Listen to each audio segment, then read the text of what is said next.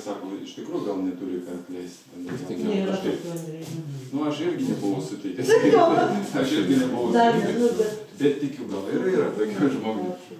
Bet jeigu vis tiek mes ir jau nebūtų ką kažkaip šitą atleisti arba dar šito, bet vis tiek, kada tu darai tą pratimą, jinai darosi visai kitaip.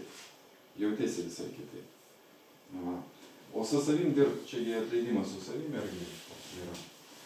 Gerai, nu ką, sąnarių gimnastika su charakterio bruožais šiandien padirbsim truputį, persijungsim į fiziką. Jeigu blogai, visada reikia persijungti į fiziką. Jūs patys žinot, kad jo, aktyvumas kažkoks turi būti, kad išeiti iš tos būsenos, jeigu, pavyzdžiui, kaip mano viena klausytoja iš Turkijos, bet jinai pati iš Kazakstano, man atrodo, bet Turkijoje gyvena. Aš gal jums ir pasakoju praeitis kartais. 11 valandą vakaro, aš ten vaikus, ten žmona vieną vaiką paėmė, aš kitą, kažkaip dar maži vaikai buvo, maži vaikai buvo. Žiūriu, ateina žinutė. Sako, Andrėjus, labas vakaras, aš viena, guliu savo lovoj, man blogai. Ką daryt? Aš moteris man. Ką daryt? Galvoju, ką čia man pasakyt? Galvoju, 11 valandą nakties, ten jau virš, galvoju, ką jai pasakyt? Iš pradžių nusiraminau, galvoju, taip, nieko blogo nerašysiu, kad taip depardoniškai, kaip sakoma, įsikiša į šitą asmeninį gyvenimą. Aš nieko prieš, bet jinai tokia.